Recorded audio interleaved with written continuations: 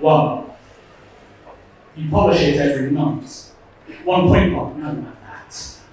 1.2, the crown. 1.2.1, every night. 2. It's the only way. 2.1, a bit of spit and whatever is to hand. Sometimes just your hand. 2.1.1, what you are wearing. 2.2, it seems to do the trick. 3. Even at the end, you must maintain appearances, the trappings of office. 3.1, otherwise what do you have left? 3.2, yes, it is only some gold. 3.2.1, yes, you are only some gold.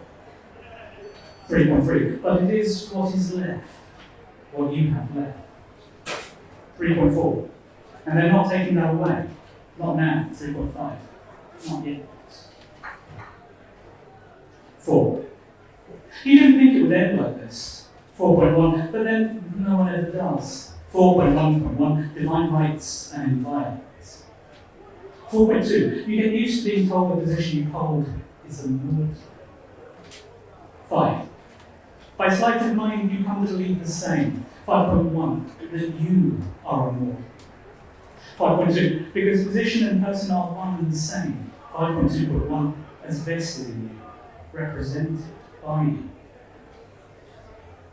6. So they cannot ever touch you, no matter the screw-ups you make. 6.1, because they are not mistakes. 6.2, they are whimsical unpredictabilities with a happy effect, keeping consort and court, mistresses and subjects on their toes. 6.3, it is not that you are never wrong. Who possesses the temerity or sheer bad manners to whisper that to you? 6.3.1, to your face. 6.4, no matter the pattern of choices, some sort of internal coherency can always be found. 6.5, a chain of logic that is clear and followable. 6.5.1, even if followable doesn't work. 6.6, even if it is irrational to the outside eye. 6.7, even if it is irrational.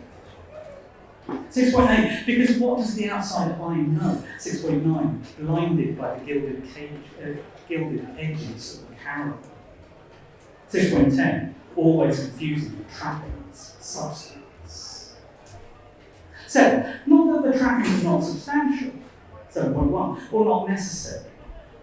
7.1.1, they are a feint, a distraction. 7.1.2, be dazzled enough by the shiny, you won't ask why everything is only being held by a few pieces of tapered string. 7.2, though someone comes along one day and says, 7.2.1, look, I can see some rust. 8. And then it is all over.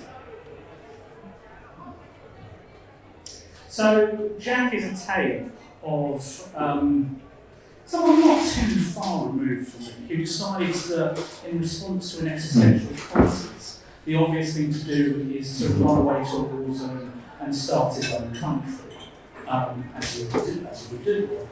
And so the poem tracks his adventures as he does that. And in this section, he explains the genesis of the idea and sort of where it came about and how. And we join in talking to himself.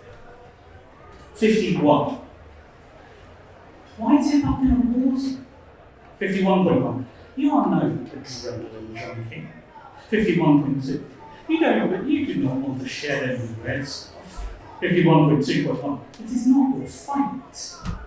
51.3, but you spotted chance like the next man. 51.4, localised carnage is some of the best opportunity hunting you can get. 52, you can slip between the cracks unnoticed. 52.1, until you want to be noticed. 52.2, what is one small brown face? 52.3, exactly. 53, so you have come to this discrepancy. 53.1, to start something. 53.2, another discrepancy. 54, a country fit for you. 55, you had the idea on the train. 56, yes, you know you should have arrived in a manner more romantic, befitting your soon-to-be really true this time status as an outcast. 56.1, romantic in exile, a successful runaway whale. 56.2, from all the stuff that was so bad you couldn't stay with fix. 57, it'd suit you and your story more if you'd used a mode of transport more exotic. 57.1, a tramp steamer. 57.1.1, something to weather you. 57.2, Shay had his motorcycle trip, where heroes were found, destinies forged, myths made. 57.3, you had the Eurostar. 57.3.1, your heroism stretching as far as trying to sneak champagne from first class. 57.3.2, stuck in the tunnel for hours due to the inclement conditions at Calais. 57.3.2.1, the conditions are always inclement at Calais. 57.3.3, one couple so bored they started the Mild Below Club. 57.3.3.1, you didn't have that distraction available to you. Maybe if you had more regularly, okay, at all. Growing up, maybe you might be calmer than you are now. 58. With nothing else to do but look out at the war hugging that sea, you drifted.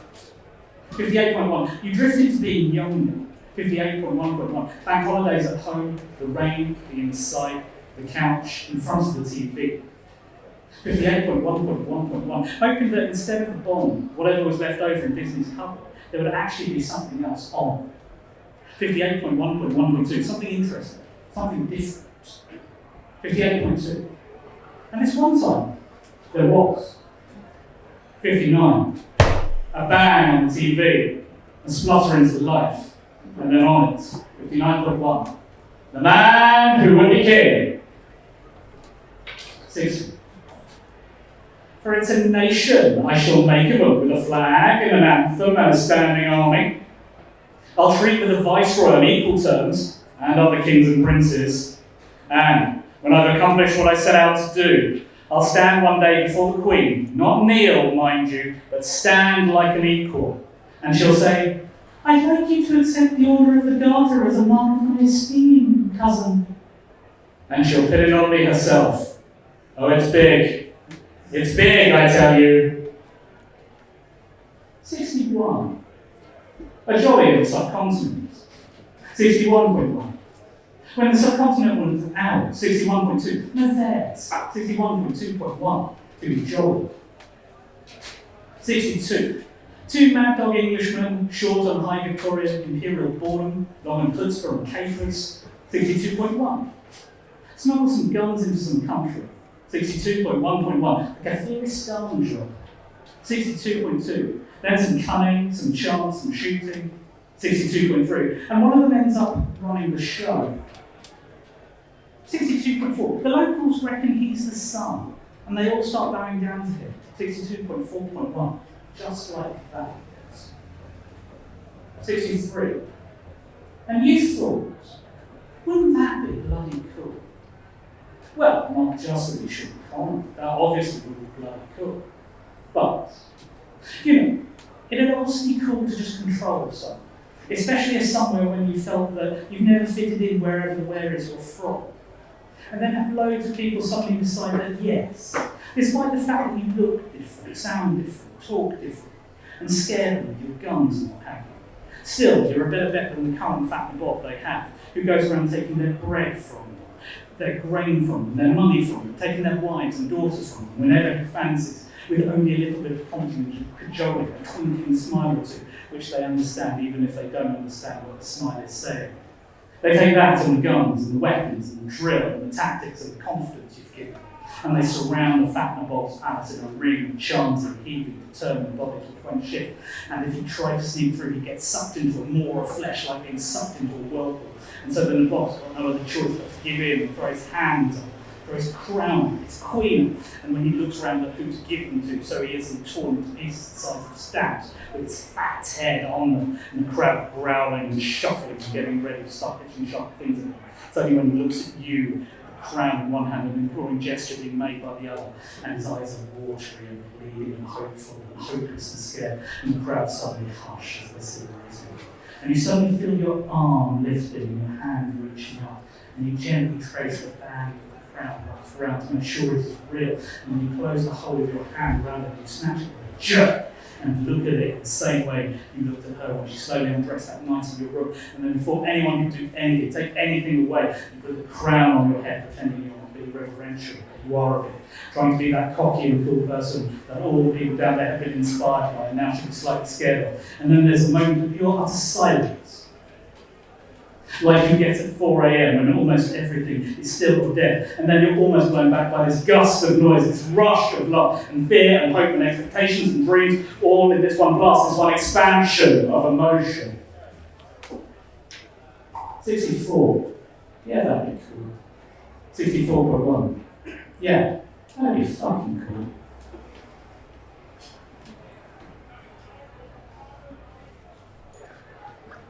And of course, things start to unravel from there a little more. Let me finish with this. No, actually, let me finish with his last words as he starts to realise that the slight impossibility of what he has done, or what he has tried to do, and its inevitable failure. 190. Step outside of yourself. Make a new story, a better one. 190.1. What matters is what works. 190.2. What counts is what survives. 190.3. And what changes is everything. 191. You did not create this to light a path for others or build a shining city on a hill, to be a guideline. You did it so that you could feel you were the hero of your own story. That people would look at you once and then more than once if you had a crown on your head. And they did. But you did not realise that people would want to rip it off, this glittering affirmation of who you are from the top of your head. Vanity is not useless. It has made you what you are, the hollow wreck that you are. You forgot this place should have stayed a no place, should have stayed a crazy idea on a train. Metaphysics versus geography, and you lost.